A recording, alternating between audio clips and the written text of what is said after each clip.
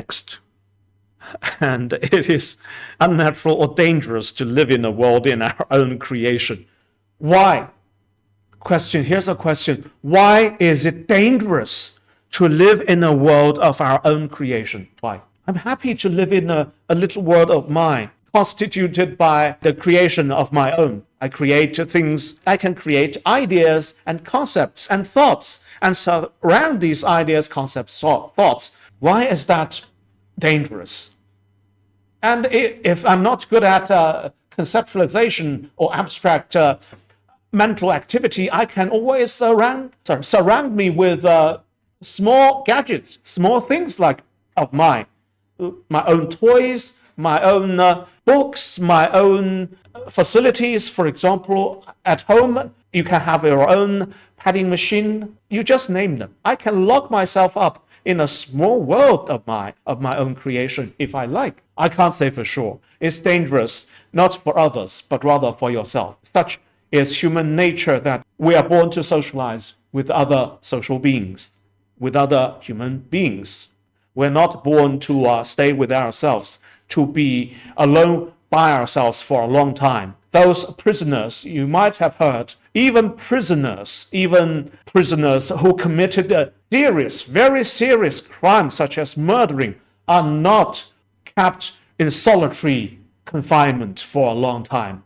Only when prisoners commit a serious offense, for such offense as prison regulations, prison rules, prison disciplines, they may face punishment such as solitary confinement, meaning they are confined in one cell by themselves, with themselves all the time, 24 hours a day, 7 days a week. And that kind of punishment may only last, say, for a few weeks, no more than for a few weeks. Solitary confinement is considered a serious punishment in the prison system itself. Okay, imagine that. If you confine yourself to your own person for a long time, you might lose key aspects of your nature. That is the social aspect of your human nature, which could be very problematic once you come back to the human social world. Once you lose such capability, it's just like a normal healthy person all of a sudden loses the faculty of sight, lose the eyesight. All of a sudden, you're put in a room without your sight. Imagine that. It could be very dangerous without key faculties of human beings, such as the capability of socialization. That is why the word dangerous. People love to read stories, but about dreamers, nobody think will come.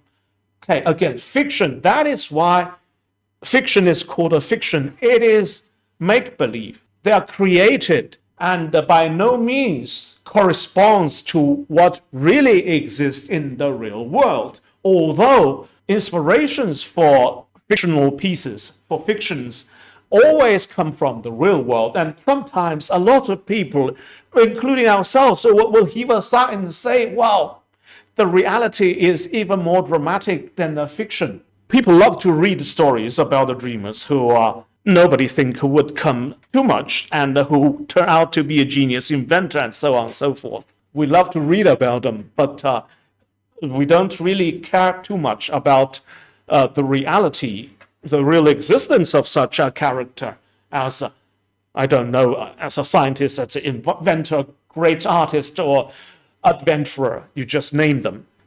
We read such fictional pieces in order to get away, in order to escape from the reality we are so embedded in, and from which we cannot get away. We read fictional pieces in order to relieve ourselves of the pressures of the practical, of the real world, of the real existence.